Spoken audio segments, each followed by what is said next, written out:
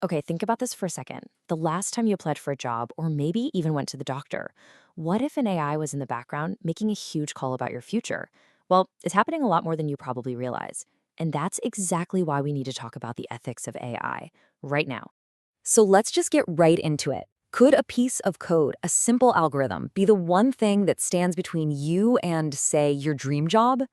I know, it sounds like something straight out of science fiction, but for some people, this has been a very real, very frustrating reality. Just take a look at Amazon. Back in 2018, they were trying out this new AI system. The idea was pretty cool. It would scan resumes and pick out the best candidates. But they very quickly ran into a massive, massive problem. So, how on earth did this happen? Well, the AI was trained on a decade's worth of Amazon's hiring data. And because most of the people hired in the past were men, the AI basically taught itself to be sexist. I'm not kidding. It started dinging resumes that had the word women's in them, like captain of the women's chess club. It even downgraded graduates from two well-known all-women's colleges.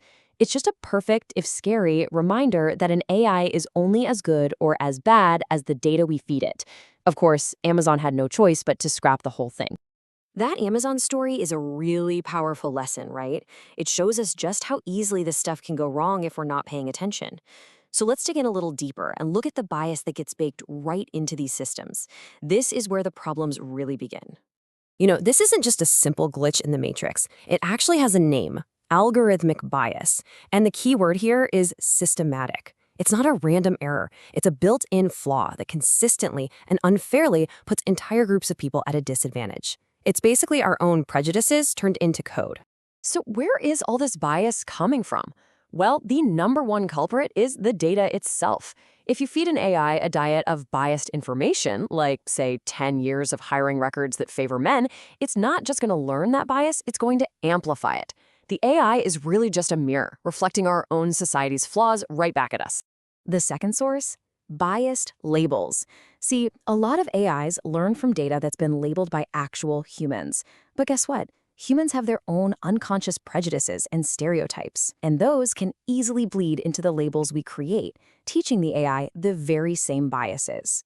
And then you've got skewed sampling. This is what happens when the training data is just a warped picture of the real world. So if you train a facial recognition AI mostly on photos of one demographic, it becomes an expert on that group, but it's completely useless or even dangerous when it tries to identify anyone else. You end up with a system that works great for some and is just plain terrible for everyone else. And if you want a really stark example, look at this. Researchers gave an AI a really blurry picture of Barack Obama and asked it to make it high resolution. The result? It generated an image of a white man. I mean, wow. It's a shocking visual gut punch that shows just how deep these biases can run. The AI's training data was so skewed that its programming literally could not compute a black man in that position of power. Okay, so we've seen the problem, and it is a big one. So now what? What's the solution? We can't just throw our hands up and say, oh well, AI is biased. We need a plan, and that's exactly what we're going to talk about next, building a framework for fairness. This framework is really built on four core pillars. First, there's fairness, making sure the AI treats everyone equitably. Then accountability, because when things do go wrong, and they will, we need to know who's responsible. Third is transparency, so we can actually peek under the hood and understand how the AI is making its decisions. And finally, privacy, to protect all our personal data. And look, these aren't just buzzwords. They are the absolute foundation for building AI we can trust. Let's make this really concrete. Imagine a hospital starts using an AI to help diagnose patients. The AI makes a mistake, and as a result, a patient gets hurt. Who's to blame? Is it the doctor who followed the recommendation? The hospital? The people who wrote the code? This is exactly where accountability becomes so critical. And the truth is, the responsibility is shared. It's a whole chain. It falls on the hospital that decided to buy and use the system. It falls on the doctors and nurses who used the AI to help make a decision. It definitely falls on the AI developer who built and sold the model. And, it even falls on the government regulators who gave it the green light for medical use in the first place. All right, so principles are great, but how do we actually put them into practice? That's where this next section comes in. We're going to arm you with a toolkit, 7 essential questions you should ask about any AI system you encounter. Think of it as your personal guide to responsible AI. First question, and it's the most basic one. Do we even need an AI for this? Seriously, just because we can use AI for something doesn't always mean we should. Sometimes a simpler, more human-centric process is the better and way more ethical choice. Next up, we have to talk about bias head-on. It is not enough to just cross your fingers and hope it's not there. We have to actively hunt for it. Did the developers actually test their AI on people of different races, genders, and ages? Did they go out of their way to find their own blind spots and fix them? Third, we need to ask about transparency. Can we actually see how the AI works, or is it a total black box? Where data goes in, a decision pops out, and there's absolutely no explanation for how it got there. Because if we can't understand it, we can't trust it, and we sure can't hold anyone accountable. Now, this one is so important. It's not enough for an AI to be, say, 99% accurate overall.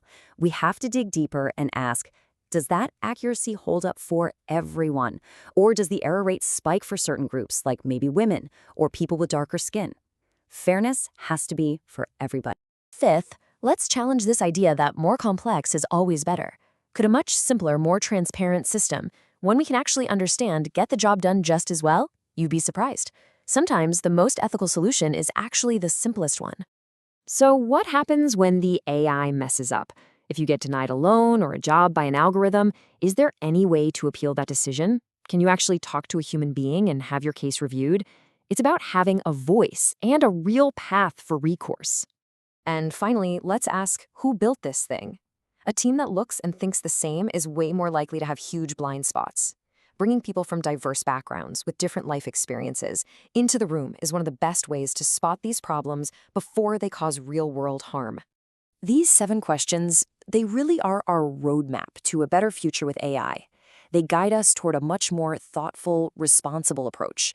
So in our final section, let's pull it all together and look at how we can use these ideas to build better AI from the ground up.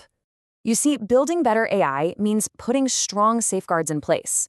On the technical side, that means constantly monitoring these systems for bias and having clear rules for when a human needs to step in. And on the organizational side, it's about training staff, always keeping a human in the loop on important decisions, and having a real appeals process. It's really about creating a partnership between people and machines. I think the most important thing to take away from all of this is that ethical AI, well, it isn't a finish line we cross. It's a journey. It's a constant, ongoing process of asking tough questions, challenging how things are done, and holding our technology and ourselves accountable. And this isn't just a job for coders and philosophers. It's a responsibility that we all share. So the real question is, what questions will you start asking?